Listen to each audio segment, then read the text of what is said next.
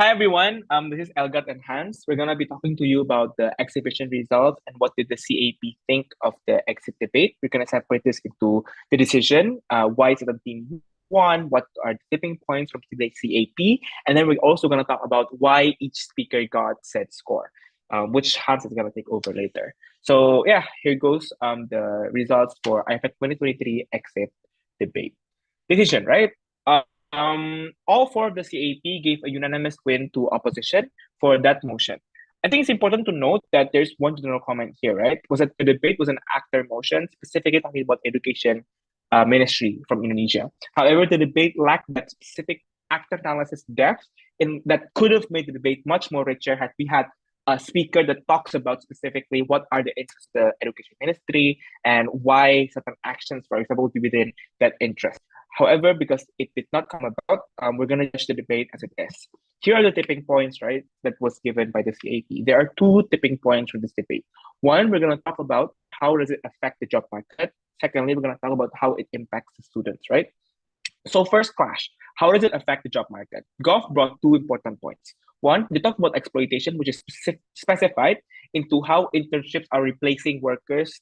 And secondly, about how it creates undignified jobs due to the exploitation that happens in the capitalistic corporations. Second, they also talked about how providing jobs in rural areas is important because these jobs are most likely going to be in accordance to the specific area's needs, which only happens if government empowers the rural universities.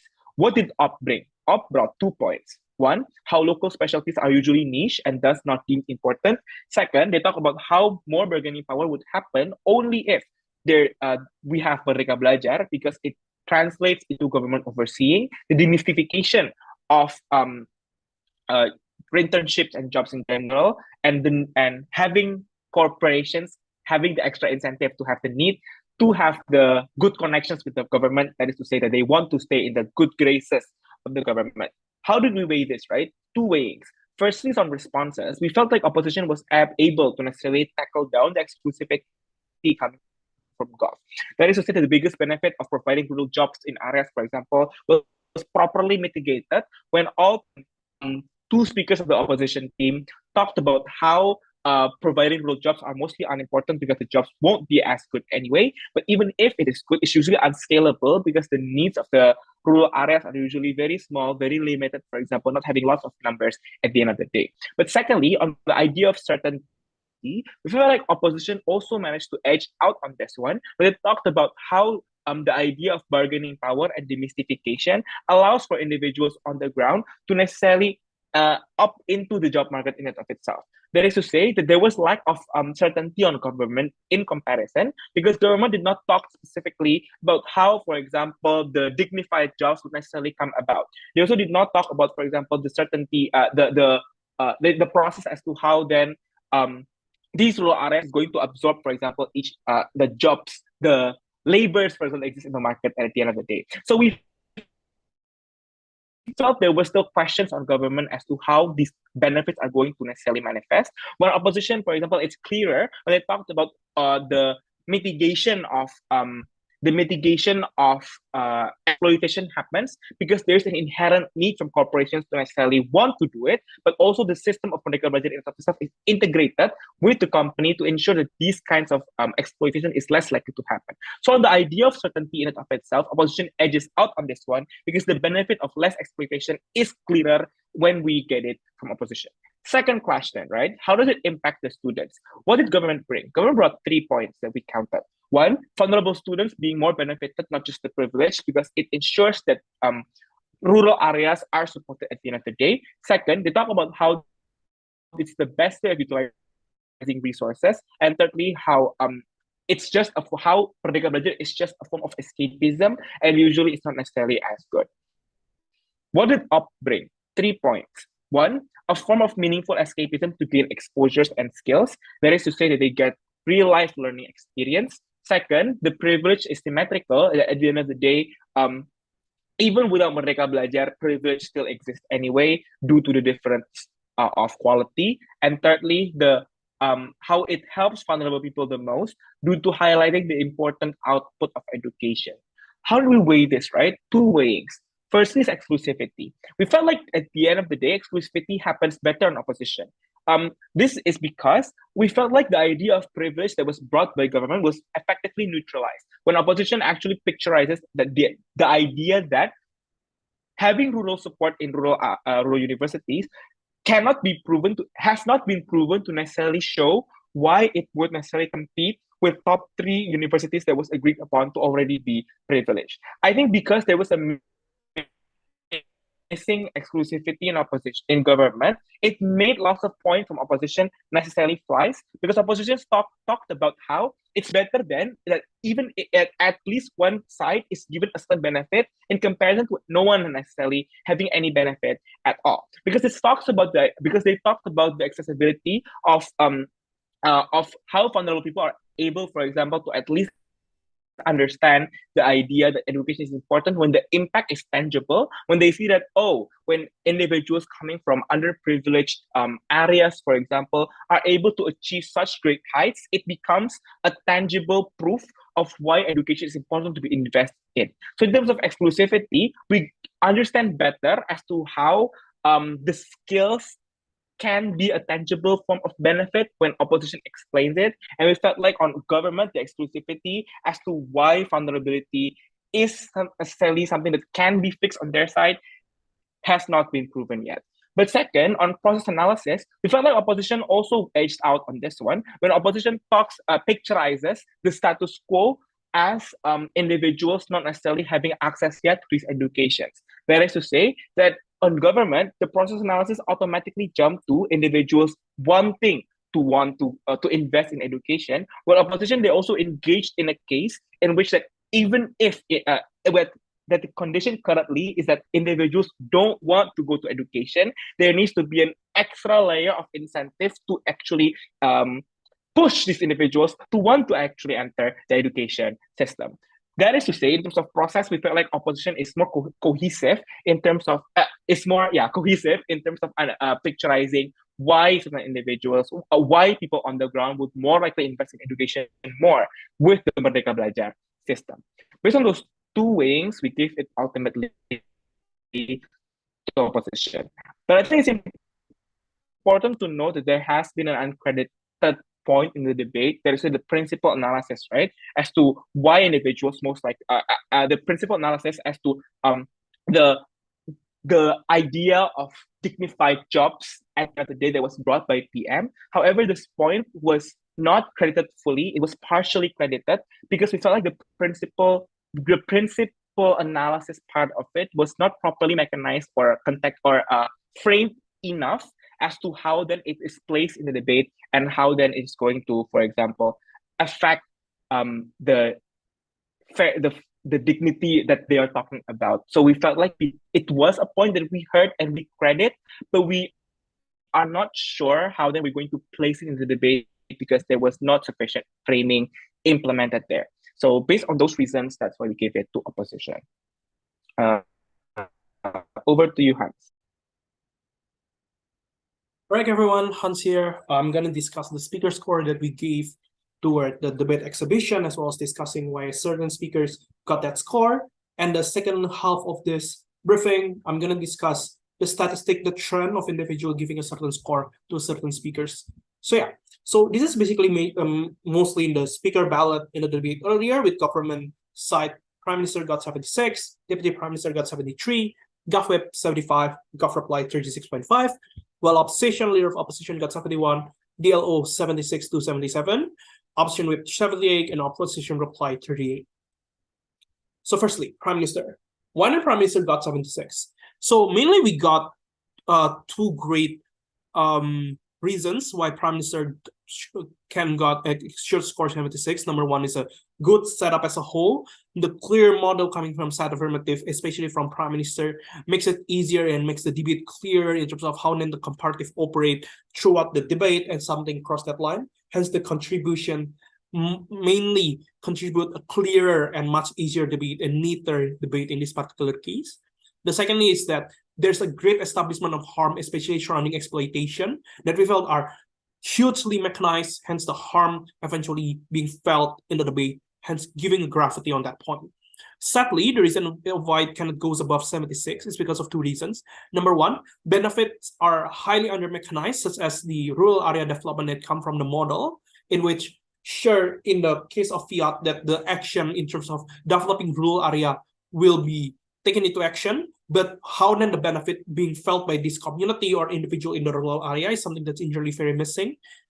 Hence, the second thing that we felt making prime minister cannot go above 76 is because the lack of comparative and framing regarding how then it makes arguments debate winning, in which in this case the lack of comparative, such as the mechanization of rural area development, is something across that line. Eventually, what impacted the cases not to be felt like debate winning, but just like there's a harm that is relevant to the motion, but there's no much explanation in terms of, or links in terms of how then this explanation eventually debate winning, and how then the counterfactual eventually being better. Hence, it's heavily a harms argument with lack of comparative of how then the comparative will be better in something across that line. Hence, making the speakers just got 76 in this particular case. The way it can go to 77 is by explaining how then those kind of harm is something that entirely debate winning, or to some extent able to show that it's something that cannot be flipped by set opposition, or in the alternative, explaining why then the benefits of rural area development is something that can be better in their set of thoughts and something like that. Hence, Prime Minister 76. Deputy Prime Minister then got 73, mainly because of two reasons. We see a good extension of Prime Minister portrayal as well, to some extent, good on pointing out a certain marginal benefit that can be counted as a potential extension. That is to say, we get a lot of small point coming from Deputy Prime Minister as well as several portrayal. But these extensions are mainly under mechanized, and to some extent, the extension that being brought by Deputy Prime Minister is not the extension that is needed from Prime Minister point. That is to say, the portrayal is different, but the portrayal is not crucial for Prime Minister point to be value higher. What is crucial from that missing from Prime Minister points is more on the comparative and mechanizing, especially on a point regarding rural area, in which also doesn't come from Deputy Prime Minister. So what happened is that there's an extension of portrayal, there's an extension of a certain point out of marginal benefit. Sadly, the marginal benefit doesn't have much mechanization, hence it's making it under mechanized. But the extension on portrayal enough to get them 73, but the reason why it cannot go above 73 because the significance of those extension is something that's questionable in this case, hence making the case quite relevant, but it just lack in terms of what is the importance of that extension and how that importance contribute more toward the case inside affirmative. Hence the score is 73. GovWhip then got 75, mainly because of two reasons as well. Firstly, we felt that there's a good amount of framing in terms of extending affirmative cases. That is to say, if this is a speech that independently exists just for supporting affirmative teams, in this case, it's a good case that able to frame an extended case well in terms of portrayal, in terms of impact, gravity, and something like that as well, with a neat structure. The reason of why it cannot go above 75 is because there's a huge lack of responses, especially on damaging responses coming from DLO. So DLO come to the debate with a lot of responses from Prime Minister, mitigation, flipping, and something like that. Sadly, we felt that there's lack of substantial or significant responses from government whip to eventually boil down the responses coming from DLO, hence making the case coming from side affirmative in this case questionable why then is still debate winning in comparative to those responses, hence making the framing and the extension of cases might feel good and relevant to some extent, but that cannot be value higher because it's not strategically given out to the debate, where there's a huge question posed out to side affirmative that DL come and give those questions and make us question a lot from affirmative case.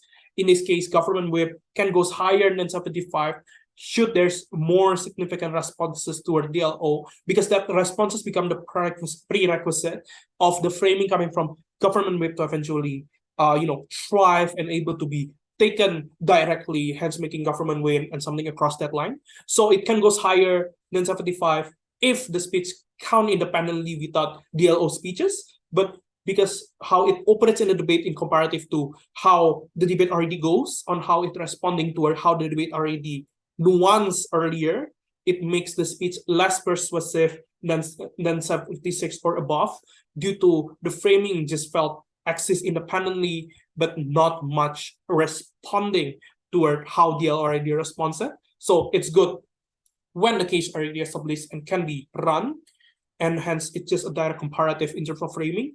But in this case, because the responses quite question how net the harm being gotten, the lack of responses become a crucial way where government whip are quite unable to go above 75. Government reply then got 36.5, mainly because there's a good highlight on points, but this highlighting of point is enough to show us what's already happened in the debate and something like that, hence giving judges certain tracking of the debate. But sadly, what happened is that those highlighting point only highlighting that the point exists and there's a harm benefit portrayal and something across that line, but there's a lack of weighing and also framing. To some extent, tipping point also not highlighted properly in government reply, hence making the reply speech is a good refresher for judges, but not a good frame or a good weighing in terms of why certain teams win, for example, so on and so forth, hence making it kind of goes above 36.5 in this particular case, especially when the highlight mainly focus on portrayal instead of mainly focus on structural analysis to prove why teams win. Hence, it refreshing assertion, but not refreshing why then the analysis makes affirmative debate winning. LO then. LO got 71, mainly because we felt that there's an implicit potential point regarding principle. Sadly, it heavily under mechanized, and to some extent, it's very implicit as well. Hence, it cannot goes above 71 because we felt there's a potential point, but that said, we don't feel there's much mechanization in terms of that. There's also lack of responses as well as setup coming from leader of opposition, and making it a bit confusing to follow negative side early on. There's a potential point, sadly that potential point are under mechanized is also to some extent implicit instead of being explicit and have a certain clarity, lack of responses and setup, making it questionable how then on-site negative will come and enter the debate in this particular case, hence making it cannot goes above 71 to 72 or 73, because the relevance of the point in this particular case are quite questionable as well due to the under mechanization of the point and something across that line and lack of setup, hence making the potential point exist independently, but it doesn't feel that it contribute much towards side negative, because the lack of setup means that the point might need that, in this case, need that setup to link it back to the motion. Sadly, there's no much link as well toward that, hence leader of opposition got 71. DLO 76, 77. Mainly the reason of why, because we felt that DLO quite heavy on negative case, in this case, responses and something like that.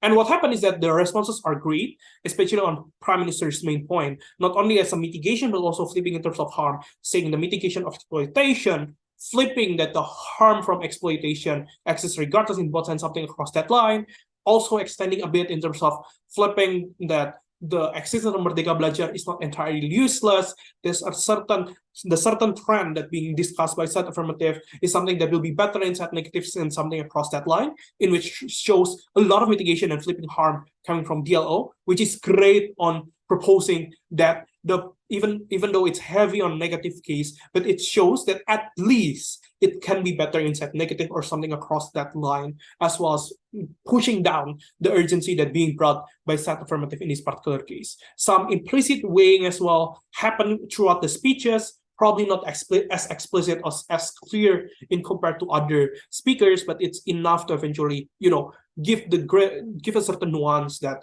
the harm that being portrayed by side affirmative might not be that crucial. There's probably a certain marginal benefit that can be gotten by side opposition and something across that line. And it's try to frame the debate into the urgency might not be that big. Probably what the tipping point is, the benefit and something across that line that might be marginal or something across that line. But why then it cannot goes above either 76 or 77, depending on the judges. We completely okay with judges go with 76 or 77. The reason why it cannot goes above that is because we think that the speakers could do better on positive cases in establishing point that we will further discuss that it being brought by Austrian web in this case, and also do better job in picturizing the impact. So what happened is that it's a good responses towards side affirmative, in which touch what side affirmative won, but the nuance of impact probably can make the speakers goes above 77 towards 78 and above, because that picturization of impact becomes the way that those kind of analysis can be framed as something that inherently more important in comparative to what side affirmative try to set the debate upon. Hence, what happened is that DLO jump into the debate, trying to prove that they are better than side affirmative in a metric that side affirmative try to box the debate on, in which good and DLO do a good job on flipping that. But what can be making, but that response is also quite limited in terms of able to mitigate and able to flip, hence making it's marginally better in side negative. What it can be do better to make the debate clearer towards side negative, for example, is to the picturization on how the impact will be look like and something across that line, hence making even on the impact level negative winning over affirmative in this case and something across that line. So what happened, DLO do a great job on mitigating and flipping harm on the affirmative box, on the affirmative setup, but sadly DLO doesn't go beyond that on explaining how then the comparative on the positive cases that probably a negative team should have an independent case can be better, or the picturization of impact, making the tipping point quite limited in DLO in comparative to Prime Minister. So it better, probably better than Prime Minister, but there's still lack of in terms of, it win a bit than Prime Minister, but not win by a lot. I mean, if the explanation of impact and also positive cases bring better, it makes the debate much clearer to negative, for example, or something across that line. Hence, DLO can got better score as well. UpWhip then. UpWhip got 78, mainly because we felt that there's a great weighing across the speeches as well as good extension of DLO responses. So there's also a lot of responses as well coming from opposition whip toward government side, mainly regarding how Merdeka Belajar probably can be a good alternative on how the positive cases that is highlighted a bit by the Deputy Leader of Opposition regarding how individual participate in a certain education system, especially in rural area, for example, something across that line. We felt that option whip do a great job on extending DLO responses and make it and frame it as a positive cases that makes the benefit in negative can be felt better.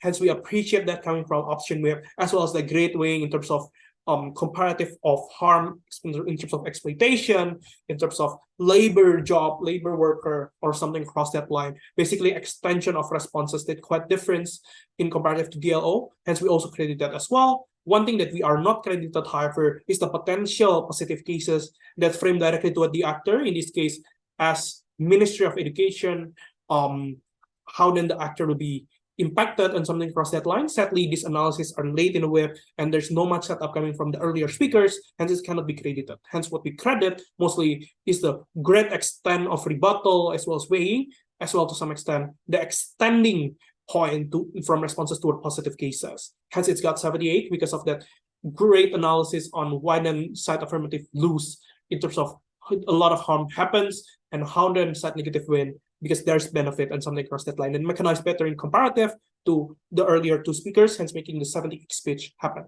Sadly, it kind of goes above 78 due to two reasons. Firstly, time allocated for rebuilding, especially in a case that probably already exists in LO and DLO, probably the principal point from LO or probably the DLO point a bit, that DLO also integrated with responses is something that not exists. It felt that certain positive cases happen independently in the opposition web that could do better in terms of the integrating a certain point that probably already brought by LO and DLO, hence making the rebuilding happens more, hence time allocated to rebuild probably is something that's crucial for the speeches to go beyond 78. But secondly, in terms of the clarity of direct responses, there's no much direct link from the responses and link back from those kind of responses or positive cases toward how the debate, how it affects the debate as a whole, for example, something across that line. So what happened is that opposition will do good on explaining that why they win the clashes, but that doesn't really explain how that particular clashes win them the debate as a whole. In this case, we probably gave it to side negative because they win in most clashes, in all clashes in this particular case, but probably in a tired debate, there will be a necessity in terms of explaining how then side negative win in the clash and that clash win the debate as a whole. That's also the way for speakers to eventually also go beyond 78 and go toward the 79 points and 80 points marks, for example, by explaining how then the lane coming from a certain clashes or certain responses eventually affect the debate as a whole. So the speech is good and speech is great for explaining the clash independently, but that doesn't integrate further toward how it affects the debate, hence making the speeches go just on 78. Option reply then got 38. Mainly, we felt that there's a good weighing that enough to portray the winning on side negative, good on pointing out possible loophole in side affirmative.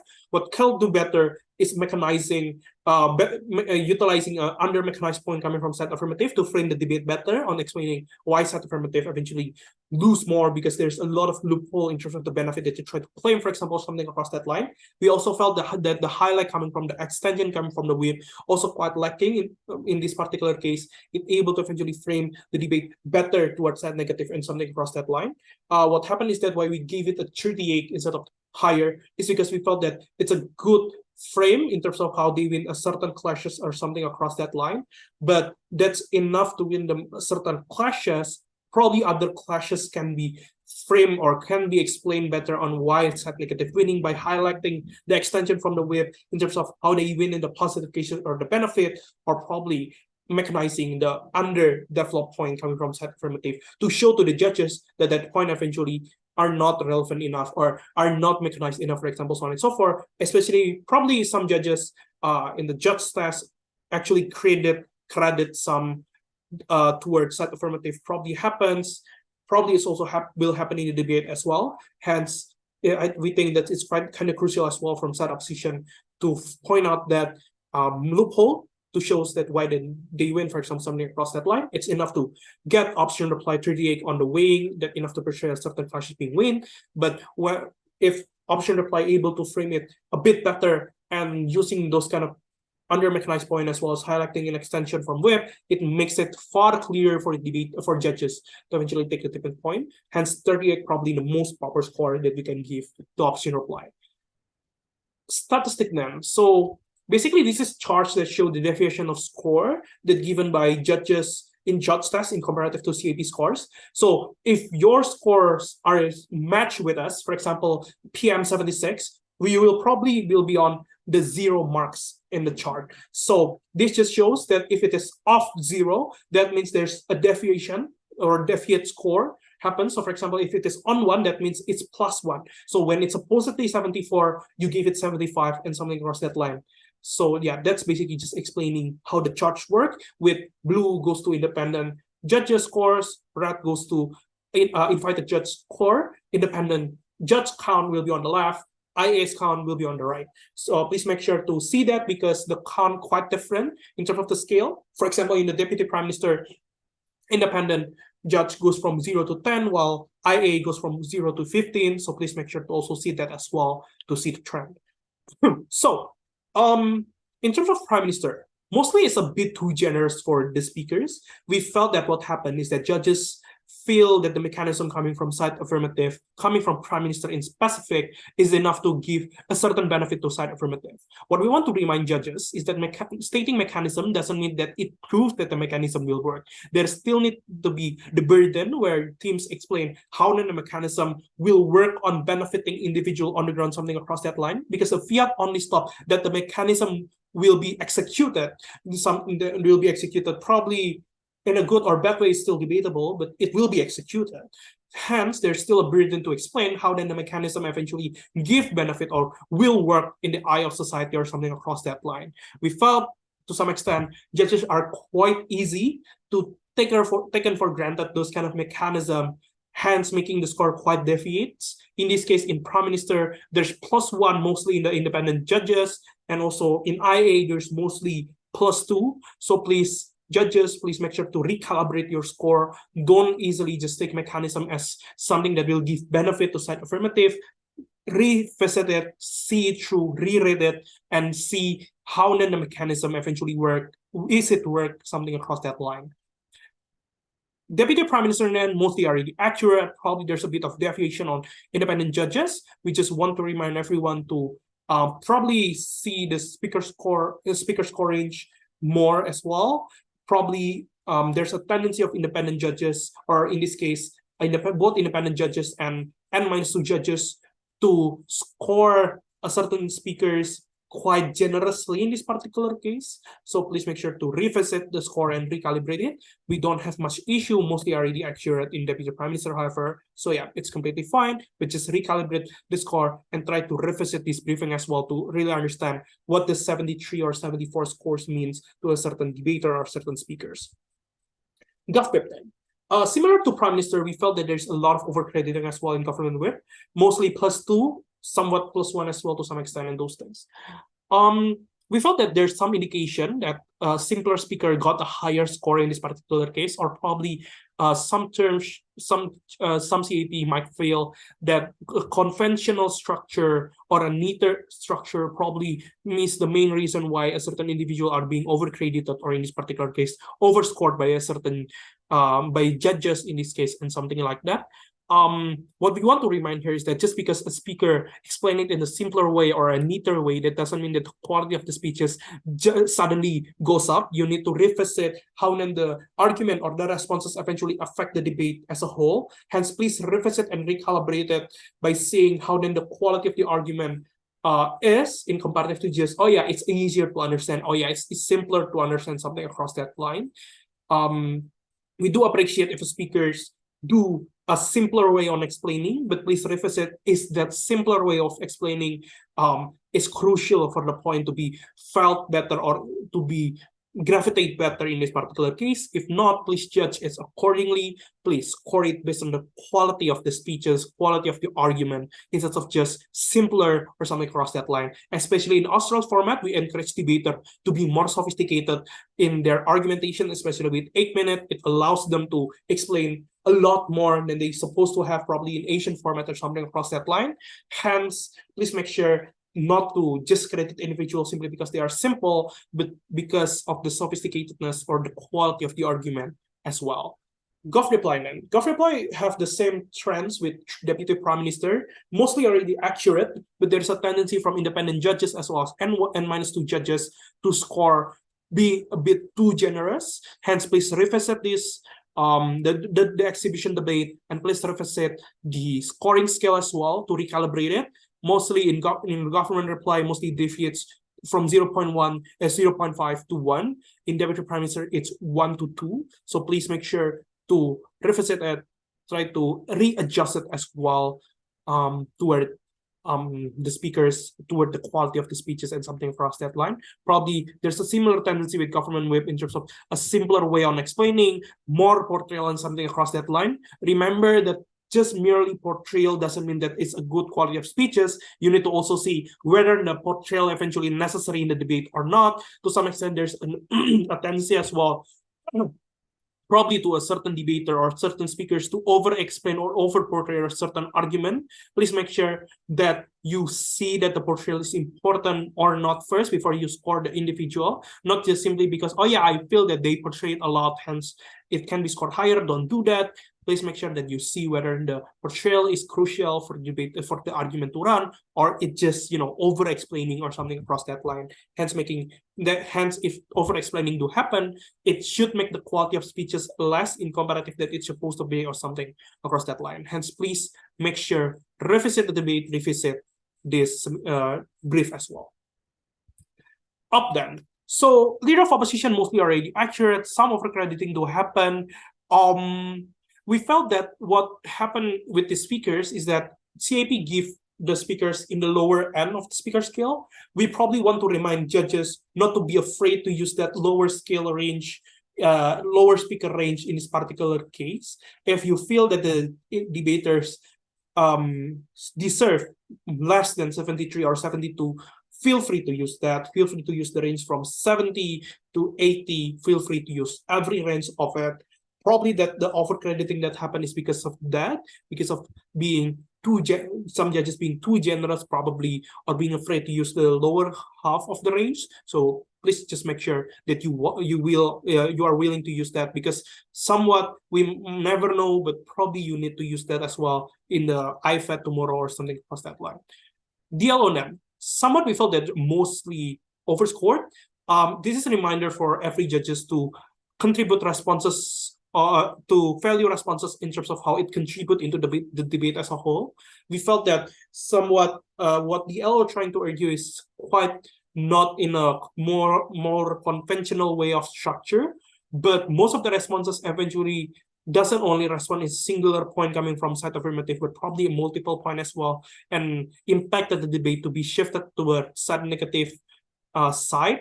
So please make sure that for judges to see the quality of the responses on how it impacted toward the speakers, toward the debate, instead of just a singular point that probably being explicitly stated by the speakers. Reminder as well that some debater might have an implicit way on stating what argument does this responses eventually rebut upon, for example, or response upon, for example. So please make sure for judges to revisit and try to understand that the point that the responses doesn't always mean that it's only a response to a singular point, probably also a response to a certain multiple point. And please revisit on how the responses affect the debate as a whole, instead of the responses affect a certain point only and something across that line. That's probably what happened on the underscoring. Please make sure secondly, probably the underscore also happened because the speaker are very heavy on responses. Probably some judges have the perception that positive cases should value higher. We want to remind everyone that